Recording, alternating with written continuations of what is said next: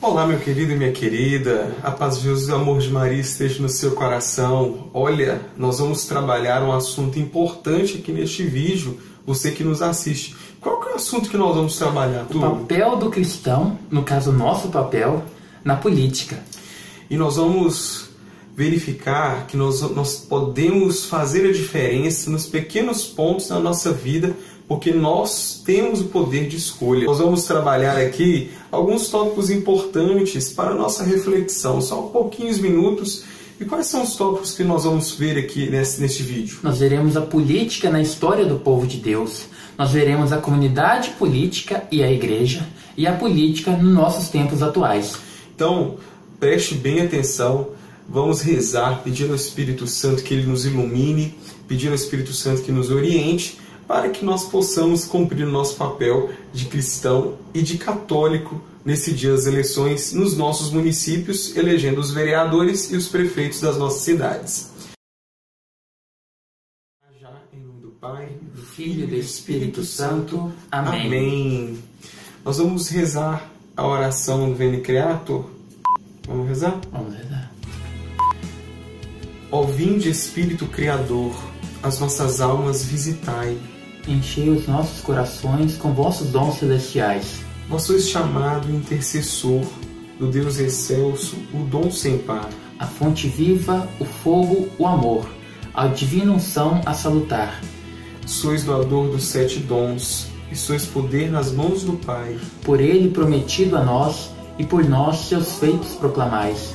A nossa mente iluminai, os corações enchei de amor. Nossa fraqueza encorajai, qual força eterna e protetor. Nosso inimigo repeli, e concedei-nos vossa paz. Se pela graça nos guiais, o mal deixamos para trás. Ao Pai e ao Filho Salvador, por vós possamos conhecer. Que procedeis seu amor, fazei-nos sempre firmes crer. Amém. Amém. E nós vamos começar os nossos tópicos. Vamos começar falando de quê, Túlio? Vamos começar falando da política na história do povo de Deus. Como assim, a política na história do povo de Deus?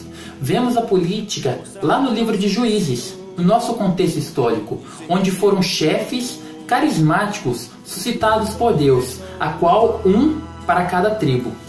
Pois é, então quando o povo de Deus se reuniu em tribos, existia naquele momento, isso aí nós vamos verificar lá no Antigo Testamento, lá no livro de Juízes, e também nesse contexto histórico do texto bíblico, que o povo se dividia em tribos, um juiz para cada tribo, que seriam como se fossem coordenadores, gerenciadores da obra naquele momento ali, e quem era rei supremo era Deus. Então Deus, ele escolhia os juízes, ele escolhia aqueles que iriam coordenar o povo, orientar o povo, administrar o povo, e quem era o rei supremo era ele. Então Deus automaticamente era o que, Túlio? Era o nosso rei. Ele era o rei acima dos juízes e acima também do povo. Não só acima dos juízes, ele era rei acima dos juízes e do povo, dos profetas daquela época, daquela região. Deus era o rei supremo. Ele reinava a toda aquela população. Porém, o povo, na sua insegurança, na sua falta de compreensão do que era Deus, quis eleger um rei terrestre, um rei de carne, assim como nós, eu e você que estamos assistindo esse vídeo, Bruno, um rei de carne, um rei visível. Pois é. Então, mediante a situação daquele povo, daquela época, os juízes, eles escutavam os profetas, eles eram escolhidos ali por Deus, pelos sacerdotes, e eles escutavam todas as orientações que vinham de Deus. E nesse momento em que o povo teve insegurança, se você pegar o livro lá do profeta Samuel, na hora que Samuel vai ungir Saul como primeiro rei, vocês vão perceber que Samuel explicou o tipo de reinado que eles queriam, a monarquia que eles queriam naquele momento. Mas Deus, o próprio nome de Saul diz que é o escolhido, ou aclamado, aquele que foi escolhido por oração, aquele que o povo quis. Então Deus escolheu Saul, Deus elegeu Saul por meio do clamor do povo. O povo quis por meio de insegurança, queria ver o seu rei. No momento do combate, da batalha contra os outros povos, Eles não tinham um rei que ia à frente naquele momento ali. Então eles queriam que o rei fosse uma figura visível e não apenas o Deus que era o Rei Supremo. Não apenas Deus, Rei Supremo, mas um Deus de forma humana visível. Mas eles esqueceram que fazendo essa escolha, consequências viriam. Pois bem, e olhando isso lá no Antigo Testamento, nós vamos partir para a atualidade, sobre a comunidade política e a igreja. O que a igreja ela pensa da política e o que a igreja quer da política, para aquilo que a sociedade seja conduzida, para que lado que a sociedade vai ser conduzida. E tem uma carta aqui do Papa Paulo VI, hoje Beato Paulo VI, que foi escrito no ano de 1971. Ele foi um Papa que sempre preocupou e teve uma visão futurista daquilo que nós estamos vivendo hoje, diante das revoluções que estavam acontecendo na época. E ele vem dizer o seguinte nessa carta: atendo-se, pois, à sua vocação própria, o poder público deve saber desvincular-se de interesses particulares para poder encarar a sua responsabilidade pelo bem que se refere ao bem de todos os homens, passando mesmo para além das fronteiras nacionais. Tomar a sério a política nos diversos níveis, local, regional, nacional e mundial, é afirmar o dever do homem, de todos os homens, de reconhecerem a realidade concreta e o valor da liberdade de escolha que lhes é proporcionada, para procurarem realizar juntos o bem da cidade, da nação e da humanidade. A política é uma maneira exigente de viver o compromisso cristão ao serviço dos outros. Sim, viver o compromisso cristão ao serviço dos outros. Isso não se engloba somente a nós, mas também aos nossos candidatos. A carta vem dizer para nós que essas pessoas não devem buscar os seus próprios objetivos. Às vezes temos visto candidatos buscando seus próprios objetivos pessoais através do seu cargo que ele ocupa. Mas o cargo de um verdadeiro candidato, que está a serviço da igreja, que está a serviço de Deus, convém ao serviço à população, convém ao serviço à sociedade, e também cabe a nós. Porque não há como que pessoas de bem, não há como que pessoas que façam bem em prol dos outros cheguem a cargos como esse, se não for pelos nossos votos. Para você que está pensando em votar em branco, você está negando o que Deus te deu.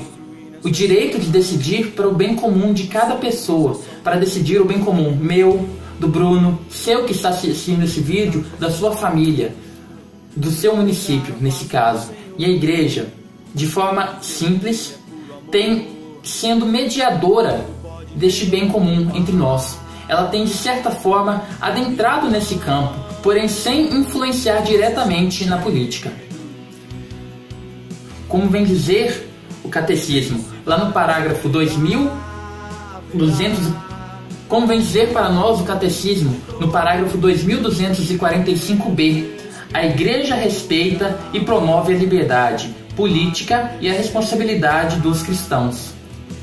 Então, meus queridos, a igreja como mediadora e nós como cristãos, filhos desta igreja, temos o dever de entender que lá nos tempos da antiguidade, Deus era rei de Israel, tanto no contexto político quanto no coração.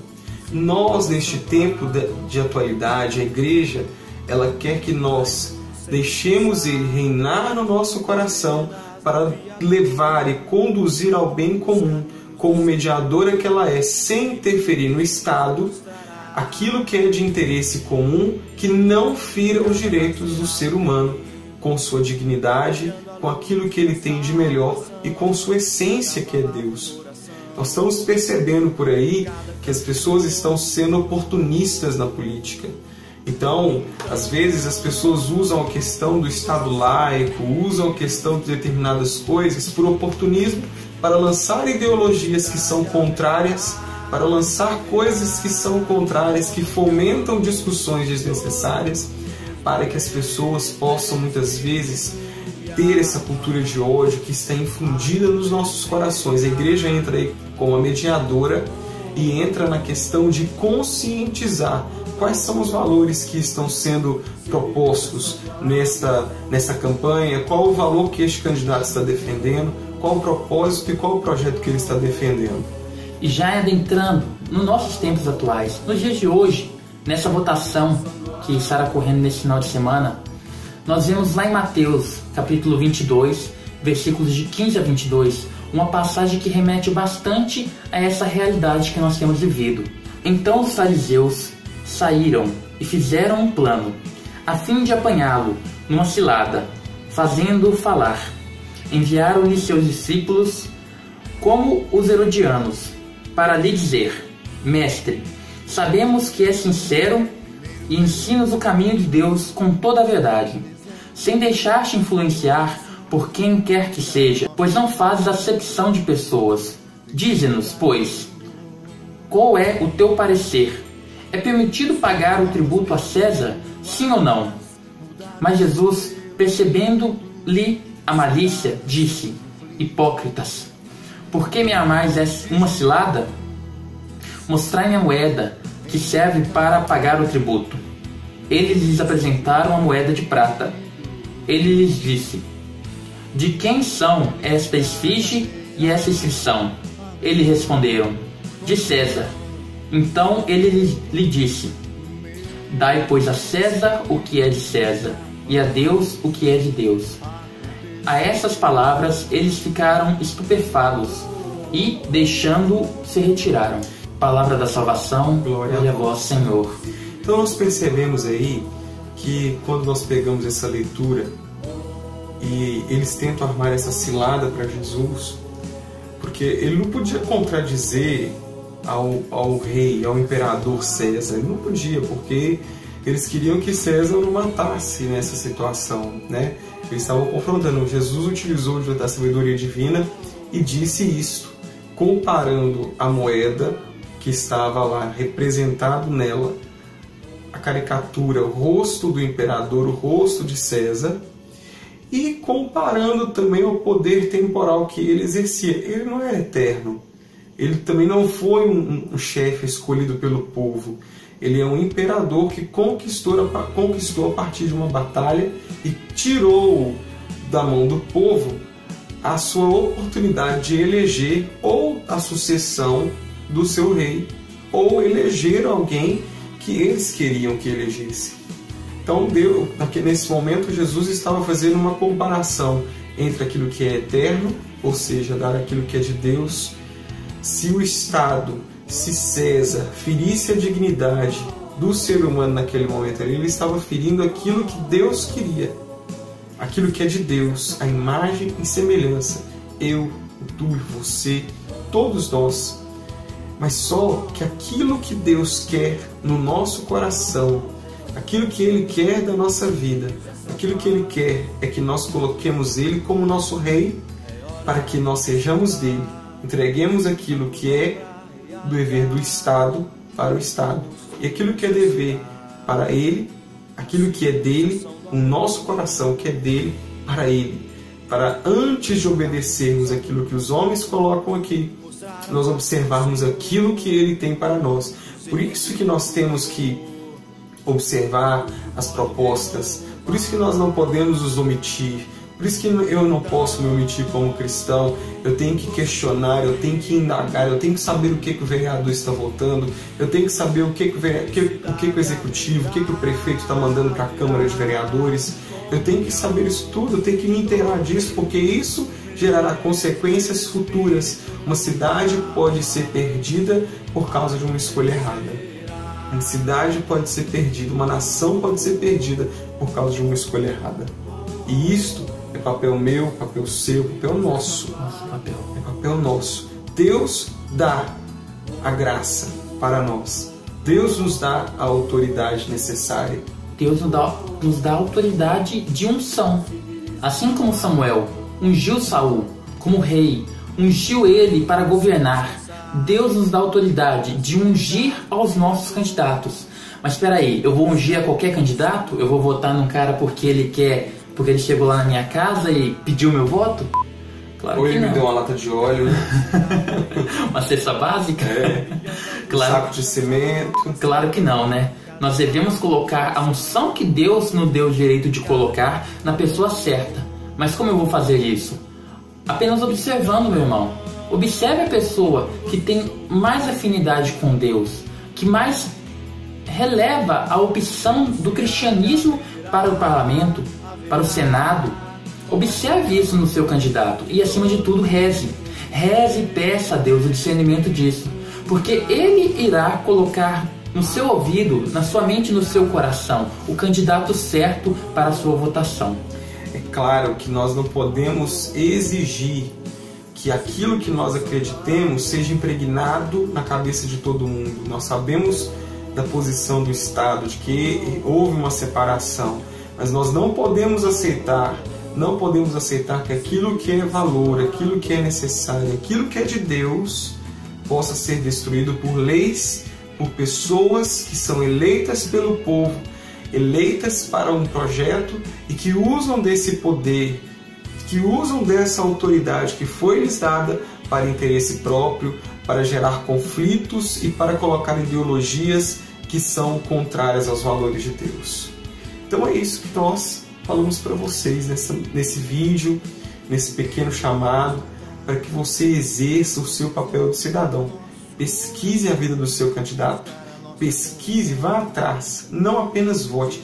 Sabe o que acontece? Às vezes, sabe o que acontece? Pode falar. Quando vocês vão votar, vocês já observaram que perto das sessões eleitorais tem ali um monte de santinho jogado? Exatamente. Para você pegar lá e falar, já que eu não tenho certeza, eu vou votar nesse aqui mesmo. Mas eu falo com você, meu irmão.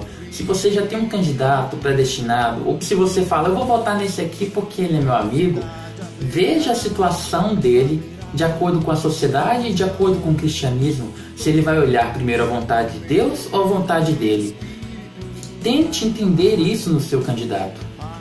E observe as propostas, se ele vai abranger aquilo que é coletivo. Observe as situações da sociedade. Política não é coisa de ficar de fora. Política é coisa de cristão, sim. Política é coisa de todos nós enfrentarmos. Todos nós, eu e você, temos que estar cientes daquilo que se passa dentro da política, porque a vida dos nossos filhos, dos nossos netos e a vida das gerações futuras estão passando pelas minhas mãos, as suas mãos, pela sua mão, diante do voto, diante da escolha. Assim como passou na mão dos nossos antepassados, lá atrás, lá no livro de Juízes, e trouxe essa democracia para nós nos dias de hoje. Meu irmão e minha irmã, o vídeo já está chegando ao final. A gente apresentou todo o conteúdo que era necessário para dar uma informação plausível a você, para ter um senso de escolha. Eu já falo, agora a decisão é sua, do seu coração com Deus. Todos os documentos, todos os livros da Bíblia que nós usamos aqui, nós iremos deixar aqui embaixo no link da descrição para você poder consultar e ver que é verídico, que está na Bíblia, que está no Catecismo, que está nas cartas que os papas passados escreveram para nós, e que você possa talvez estudar um pouco mais. Sei que esse vídeo está um pouco em cima da hora, mas que esse vídeo sirva talvez para te esclarecer a sua dúvida e iluminar o seu coração. Amém. Amém. Nós pedimos a intercessão de Nossa Senhora da Conceição Aparecida. Ave Maria, cheia de graça, o Senhor é convosco. Bendita sois vós entre as mulheres, e bendito é o fruto do vosso ventre, Jesus. Santa Maria, Mãe de Deus, rogai por nós, pecadores, agora e na hora de nossa morte. Amém.